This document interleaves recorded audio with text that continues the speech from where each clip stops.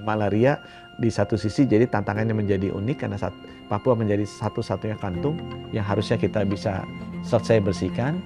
Tinggal gimana caranya kita memperhatikan aspek sosial, aspek budaya, supaya kita bisa memastikan seluruh kabupaten kota di Papua ini bisa tereliminasi. Penggunaan kelambu berinsektisida dan indoor residual spraying atau IRS gitu ya kita singkatnya, ini memang kami nilai masih sangat efektif dan efisien sebagai upaya pengendalian malaria. Jadi kalau di dalam rumah dia udah terlindung tuh dengan kelambu berinsektisida dan IRS tadi, tetapi kalau dia lagi melakukan aktivitas di luar rumah kan perlu perlindungan supaya mereka nggak kena gigit nyamuk di sana ya.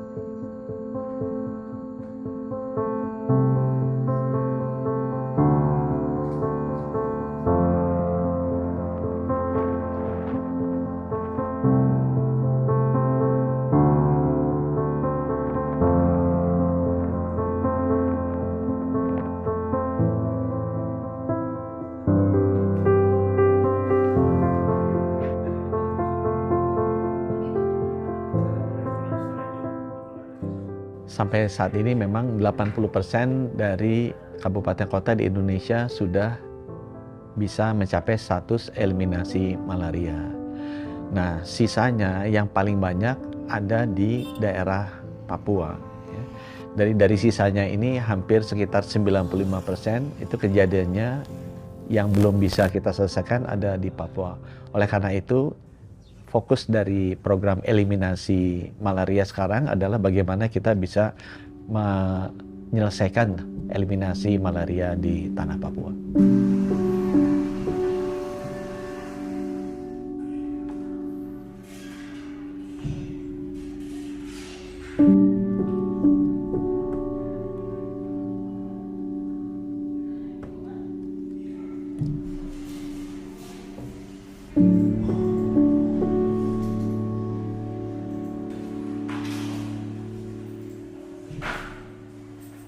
Yang kita temukan per tahun kemarin itu paling tinggi dalam sejarah program malaria kita, yaitu sekitar 699.000, dekat ke 700.000. Tapi itu masih sedikit di bawah estimasi atau dugaan yang terkena malaria, 940.000. Nah, strategi nomor satu adalah bagaimana kita bisa meningkatkan, kalau bisa sampai di atas 90% lah dari estimasi itu kita temukan. Jadi kalau 940.000, 90% harusnya di atas 800.000 lah yang berhasil kita temukan setiap tahun.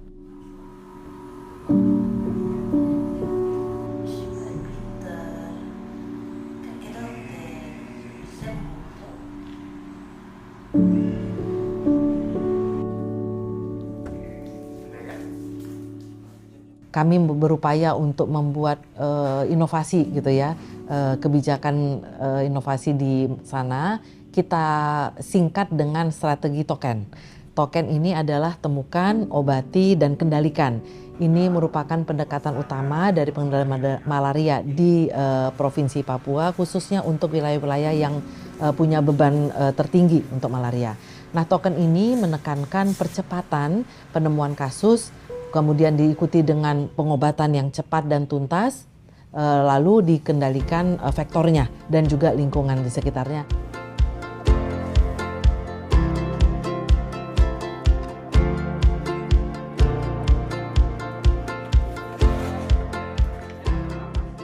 Pengobatan keberhasilannya juga sangat tergantung kepada pasiennya sendiri. Bagaimana mereka bisa patuh untuk bisa mengkonsumsi obat, peran serta nakes yang tadi ya, untuk bisa mengawal pasien karena mereka tinggal dan berada di dekat dengan pasien, ini yang kami harapkan. Jadi kami meningkatkan kompetensi kader ini supaya mereka bisa melakukan pendekatan bagaimana mereka bisa mengadvokasi pasien untuk bisa ayo jangan karena udah kurang gejalanya stop obatnya gitu.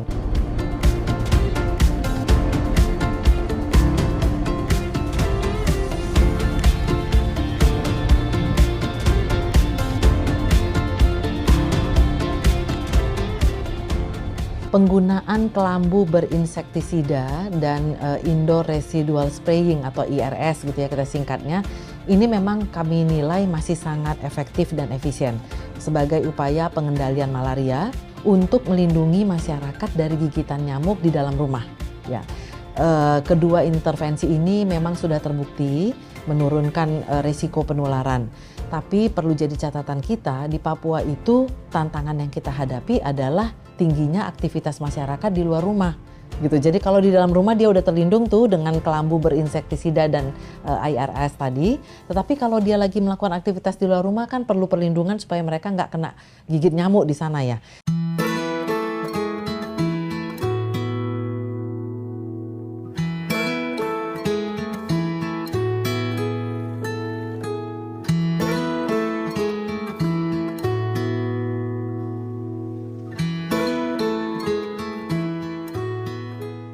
Jadi Papua itu tantangannya besar, daerahnya luas dan lagi curah hujan tinggi dan sebagainya, tentu itu sangat mempengaruhi.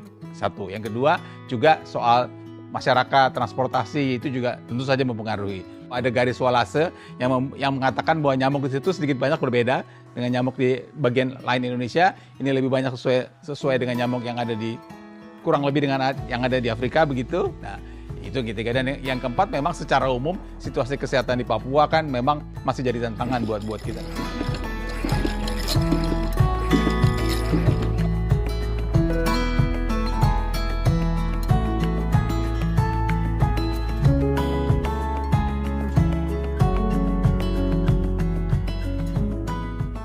Ada pendekatan sosial budaya dengan masyarakat setempat supaya masyarakat setempat tahu bahwa ini masalahnya seperti ini dan bagaimana menanggulanginya. Dan tentu tidak bisa juga sesuatu yang keras. Jadi harus ada kesadaran dari masyarakat bahwa mereka menyadari bahwa malaria ini, karena di banyak tempat di Papua orang merasa bahwa malaria itu biasa begitu ya, sering ditemui, dipikir itu bagian dari kehidupan biasa. Dan kita mesti beri penjelasan bahwa malaria itu bisa dieliminasi dan sudah ada contoh.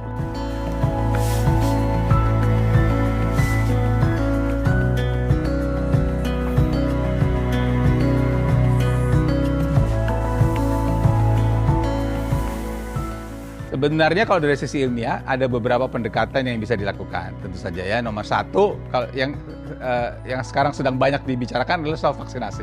Yang kedua kan memang pakai kelambu yang berinsektisida. Ya, kalau kita baca dalam Global Malaria Report 2025 yang saya sebutkan tadi, maka sekarang sudah ada insektisida 2 di situ, bukan cuma 1, jadi double insektisida supaya bisa lebih baiklah fungsinya. Pendekatan ilmiah ketiga ya antara lain mass drug administration itu.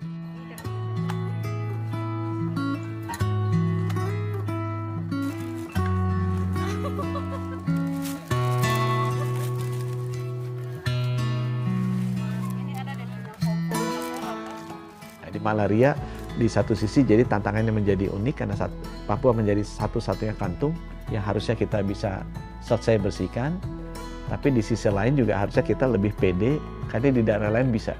Tinggal gimana caranya kita memperhatikan aspek sosial, aspek budaya supaya kita bisa memastikan seluruh kabupaten kota di Papua ini bisa tereliminasi.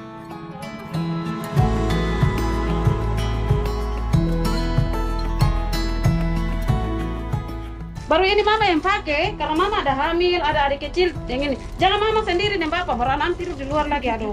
Bapak tidur di luar tahan, kasih kelambu yang lain.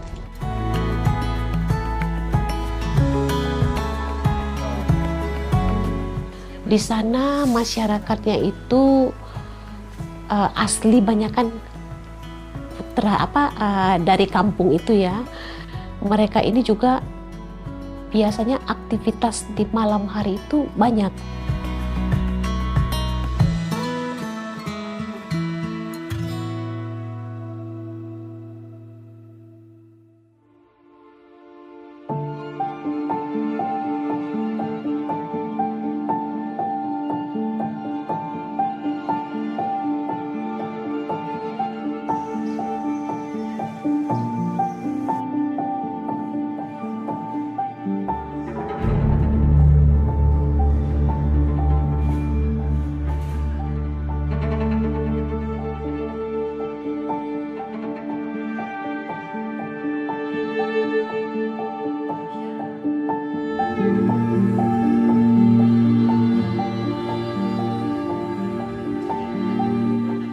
malaria itu merupakan salah satu penyakit terbesar dari 10 penyakit yang ada di Kota Jayapura. 102.000 kasus dalam 1 tahun. Nah, itu yang paling tinggi dari 10 jenis penyakit yang ada di Kota Jayapura.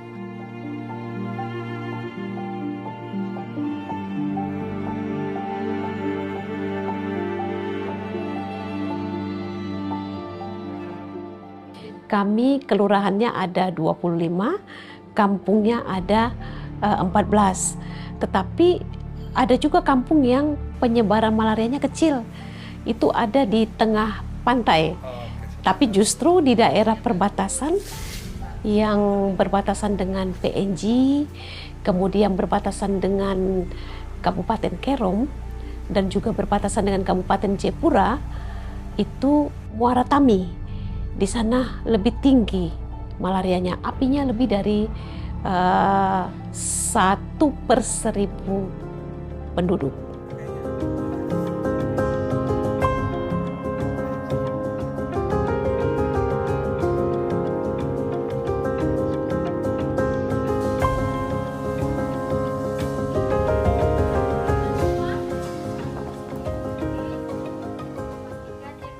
Berdasarkan target pemeriksaan yang diberikan oleh Kementerian Kesehatan tahun 2025, kita harus memeriksa 668.373 pemeriksaan. Sampai Desember 2025 kita sudah memeriksa 380.842 pemeriksaan dan kita mendapat kasus positif 68.785 kasus.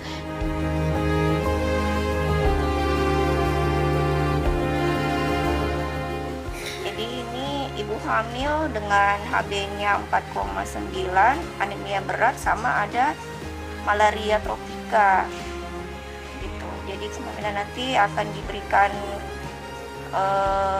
DHP oral minum tapi tanpa pemberian primakur.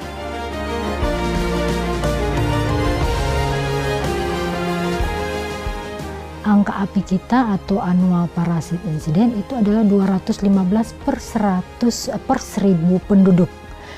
Kemudian angka positivity rate atau angka kasus positif itu ada di 18%. Yang berarti di antara 100 orang yang ada di Kota Jayapura yang melakukan pemeriksaan itu 18 positif malaria.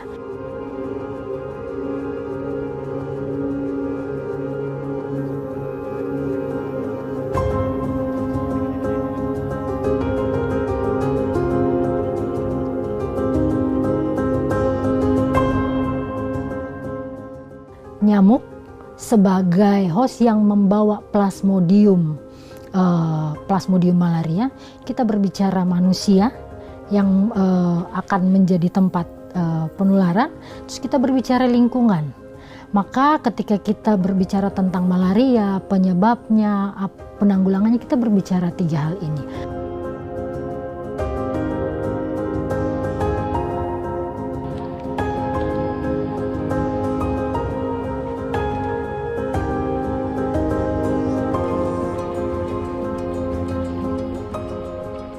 Muara Tami merupakan salah satu daerah malaria yang cukup tinggi. Yang pertama kita lihat geografisnya, karena di sana itu merupakan daerah yang masih banyak tanah kosong, yang masih banyak pohon-pohon. Kemudian juga banyak seperti kayak rawa-rawa. Di sana masyarakatnya itu asli banyak kan dari kampung itu ya. Perilaku mereka ini untuk pola hidup bersih sehat tuh kurang, artinya masih buang sampah sembarangan. Selain buang sampah sembarangan, mereka ini juga biasanya aktivitas di malam hari itu banyak.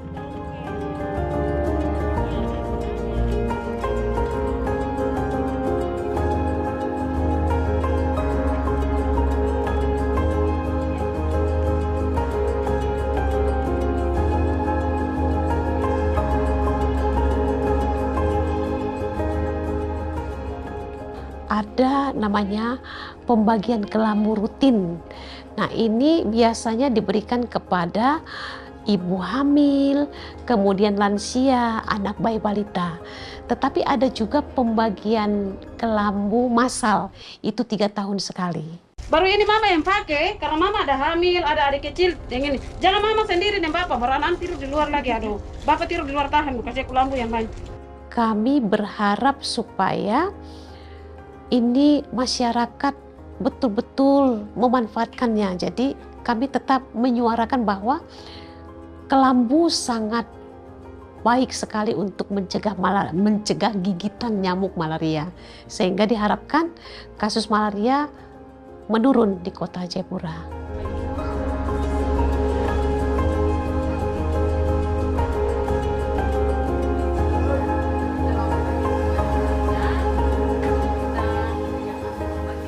Kami memeriksa ke masyarakat, kami tidak memungut sepersen pun. Pemeriksaan kami gratis. Pemeriksaan dan pengambilan obat gratis.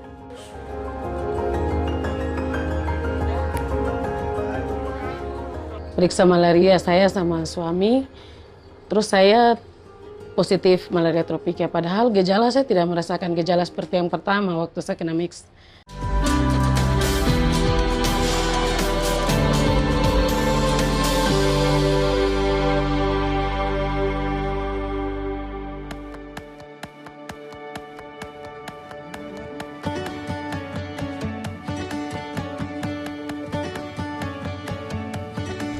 Terus cara menggunakan kelambu. Ya. Nanti ke arah sana. Saya dan ini kami akan ke arah sana untuk pemeriksaan malaria. Nama saya Agustina Sadi. Saya kader dari Kelurahan Koya Barat, Distrik Moratami, Kota Jayapura.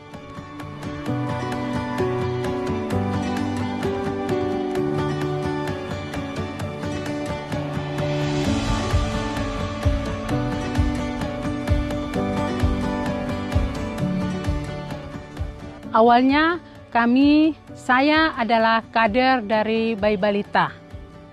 Karena kami punya pengalaman di kader bayi balita, akhirnya kami direkrut oleh Puskesmas Koya Barat untuk menjadi kader malaria.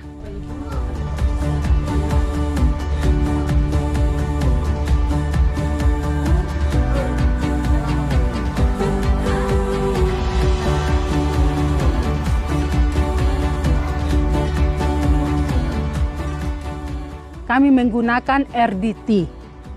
RDT ini kami dapat gratis, disiapkan pemerintah dari Dinas Kesehatan Kota kepada Puskesmas Koya Barat dan memberikan kepada kami kader, sehingga kami memeriksa ke masyarakat, kami tidak memungut sepersen pun. Pemeriksaan kami gratis, pemeriksaan dan pengambilan obat gratis. Wah, ini ibu hasilnya dari 2 ini ibu. Itu artinya ibu kena malaria tropika. Oh, tidak bergejala tapi tetap terlihat. Iya, jadi saya mau bilang saya tidak ada gejala apa.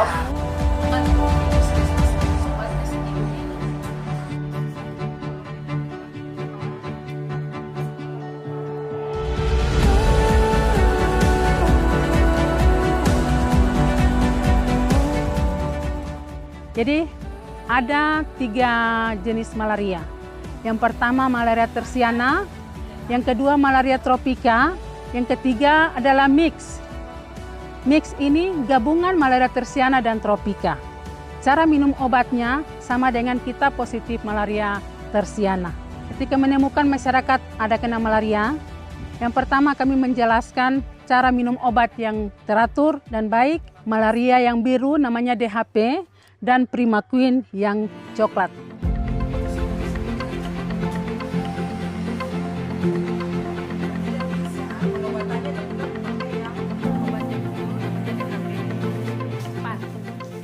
Periksa malaria saya sama suami, terus saya positif malaria tropika. Padahal gejala saya tidak merasakan gejala seperti yang pertama waktu saya kena mix. Saya tidak merasakan pusing, badan sakit pun tidak. Tapi setelah kadar malaria periksa, ternyata saya ada malaria tropika.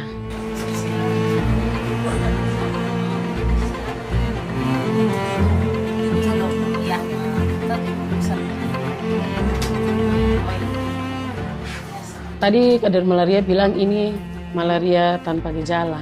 Oh berarti selama ini ada malaria tanpa gejala, saya tidak tahu. Saya kira mungkin setelah kami kena gejala baru kami periksa. Padahal sebenarnya kami harus periksa kalau kader malaria datang. Saya minta terima kasih buat kader malaria yang selama ini sudah datang ambil darah kami di rumah. Selama ini itu kita tidak tahu, kita kira cuma ada gejala baru kami harus periksa. Padahal tidak ada gejala pun kami harus periksa karena ada malaria tanpa gejala.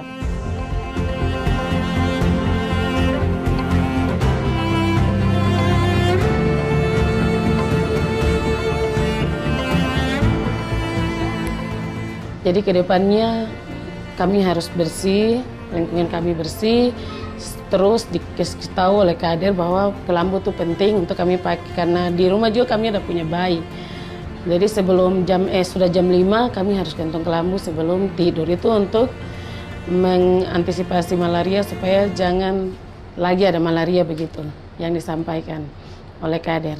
Wajib sekali karena ibu lagi hamil, jadi wajib sekali ibu tidur di dalam kelambu.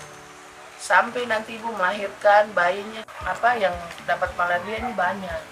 Jadi supaya terhindar dari itu.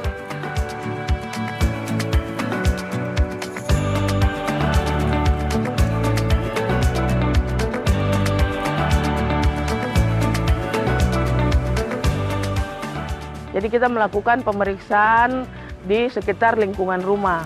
Apakah ada genangan-genangan air? Karena dari genangan air itu nyamuk dia berkembang di situ.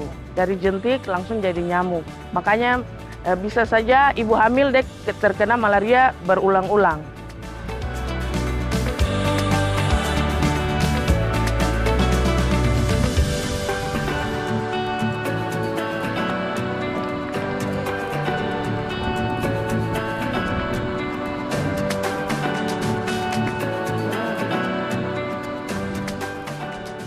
Kami semakin terbantu sekali dengan para kader ini terkait informasi-informasi yang dari luar misalnya ya, seperti itu. Jadi sangat membantu kader ini kami. Dari kader untuk kita pesannya seperti itu, kebersihan rumah, lingkungan. Terus mereka juga sering bantu kami dengan kelambu, nyamuk gitu. Seperti itu dari kader untuk kita, jadi bagus untuk kami.